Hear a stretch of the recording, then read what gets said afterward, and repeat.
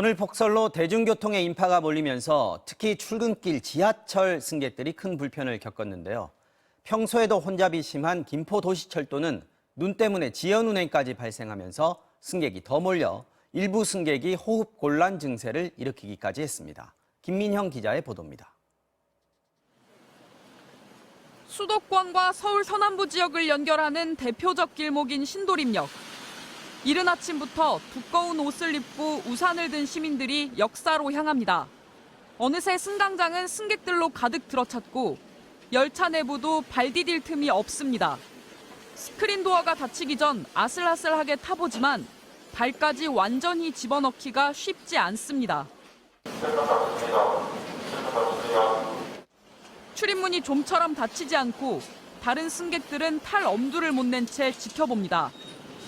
비슷한 시각 역삼역에 열차가 도착하자 승객들이 파도처럼 밀려 나옵니다. 새벽부터 내린 폭설로 도로가 빙판으로 변하자 시내 지하철로 시민들이 몰려든 겁니다. 평소보다는 좀 많은 것 같긴 해. 눈 쌓이니까 좀 걱정인데. 차 다니고 애들 걸어 다니고 하는 길이라.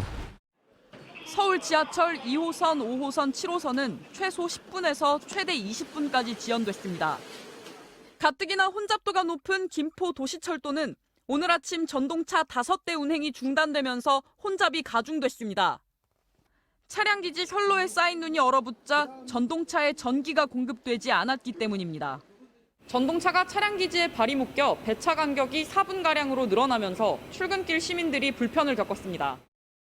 이 때문에 경전철 내부와 승강장은 물론 역사 통로와 에스컬레이터까지 인파가 극도로 밀집했습니다.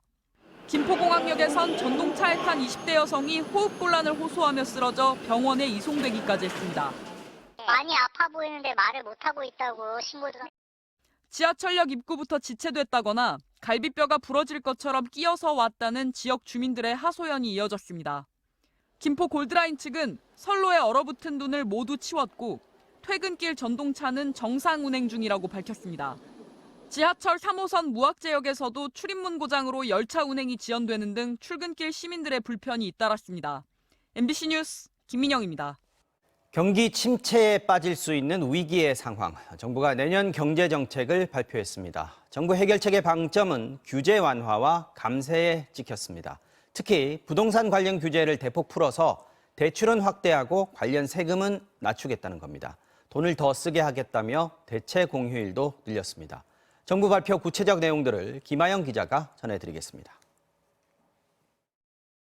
정부는 부동산 경착륙이 우리 경제 전반에 타격을 가할 위험 요소라고 보고 있습니다. 먼저 영상부터 보시죠.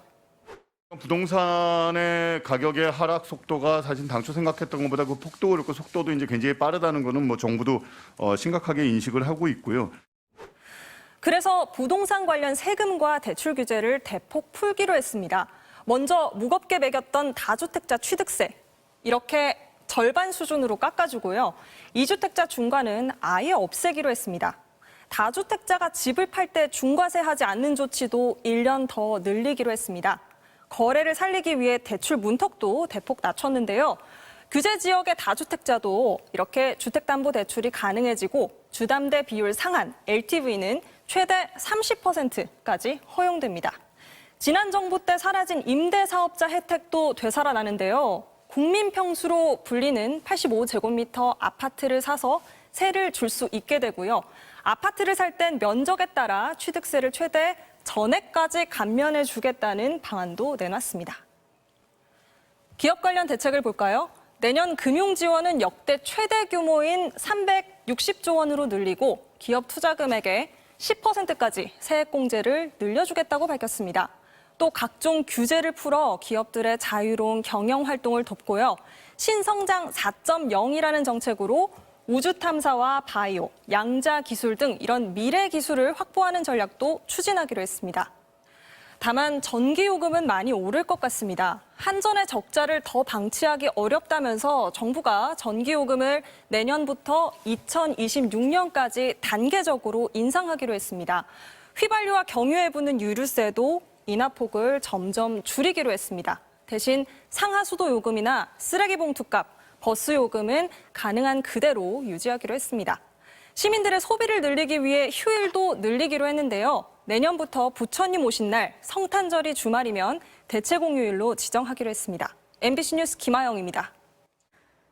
윤석열 대통령이 연일 노동개혁을 강력히 추진하겠다는 의지를 밝히고 있습니다. 어제에 이어서 오늘도 노동개혁이 가장 먼저라는 말을 했는데요. 특히 노동조합의 부패를 척결해야 한다면서 3대 부패 중에 하나라고 꼽았습니다. 집권 2년차 노동계에 대해서 이렇게 거친 공세를 예고하는 배경이 뭘까요? 이정은 기자가 취재했습니다. 내년도 경제정책을 보고받는 자리. 윤석열 대통령은 노동, 연금, 교육 3대 개혁 가운데 노동개혁이 가장 먼저라고 말했습니다. 그러면서 노동조합의 부패를 척결해야 한다고 말했습니다.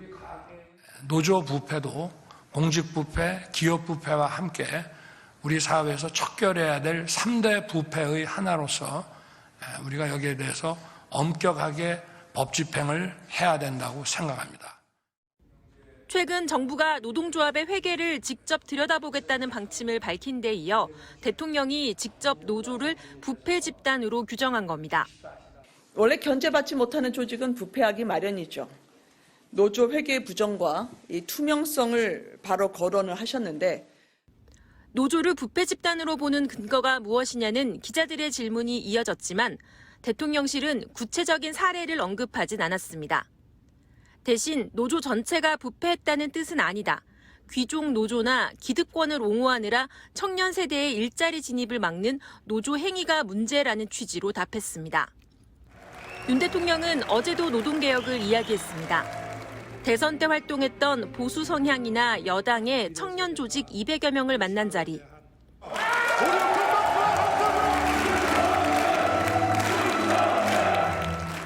여기에서도 노조 이야기가 나왔습니다. 그러던 중 우리 청년들이 또다시 피로감을 느끼는 일이 터졌는데요. 바로 화물연대의 파업 처리. 화물연대 파업을 계기로 노동조합에 대한 윤 대통령의 적대적인 태도가 점점 강경해지는 분위기입니다. 야당은 비판했습니다. 노조에 대한 강경 대응으로 지지율이 조금 올랐다고 해서 거칠게 노동계를 몰아붙이려는 것 같은데 노동자도 대통령이 존중해야 될 국민입니다. 정의당은 지지층만 병풍처럼 세워놓은 게 청년 정치냐며 주 80시간 근무로 과로사 위험에 노출된 이들도 청년이라고 지적했습니다. MBC 뉴스 이정은입니다. 일론 머스크가 트위터를 인수한 지 2달 만에 최고 경영자 자리를 내놓겠다고 밝혔습니다. 자신이 직접 실시한 설문조사에서 물러나라는 의견이 많이 나오자 전격적으로 결정을 내린 건데요. 하지만 최근 좌충우돌 경영으로 불거진 이른바 머스크 리스크가 더 커졌다, 이런 분석이 나오고 있습니다. 뉴욕에서 이용주 특파원이 취재했습니다. 카타르 현지까지 날아가 월드컵 결승전을 관전한 일론 머스크. 이후 갑자기 1억 2,200만 명이 보는 자신의 트위터에 설문조사를 띄웠습니다. 트위터 대표직에서 물러나야 할지 물은 건데 12시간 동안 1,700만 명 이상이 참여한 결과 57%, 절반 이상이 그만두라고 투표했습니다. 설문 결과를 따르겠다던 약속대로 머스크는 사임 의사를 밝혔습니다. 깔끔한 승복은 아니었습니다. 후임을 맡을 사람을 찾는 대로 대표직에서 물러나겠다고 했는데 후임자의 조건으로 어리석은이라는 단어를 굳이 덧붙였습니다. 물러나겠다면서도 핵심 부서인 소프트웨어와 서버 담당 부서는 계속 운영하겠다는 고집도 드러냈습니다. 우리 돈 56조 원을 들여 트위터를 인수한 이후 2달 동안 머스크는 논란을 자초했습니다. 대량 감원으로 각종 부당해고 소송에 휘말렸고 기자들의 트위터를 무분별하게 차단해 표현의 자유가 보장되는 디지털 광장이라는 포부를 무색하게 만들었습니다. All of the rules and policies that have been built up over many years of trial and error and experience have essentially been thrown out of the window. 머스크가 본업인 전기차 사업을 소홀히 한다는 불안감이 커지면서 테슬라 주가는 추락을 거듭했습니다. 트위터 사임 설문을 올린 이후 반짝 오르기도 했지만 결국 $140 선도 붕괴됐습니다. come back to Tesla, leave Twitter alone.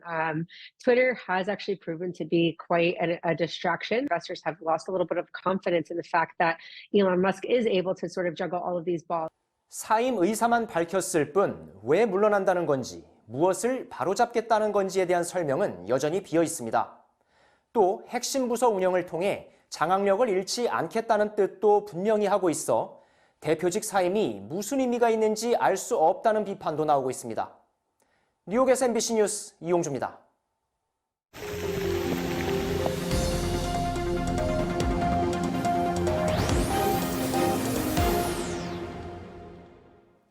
겨울 한파가 더 길고 더 매서워지는 것 역시 기후 변화의 결과죠.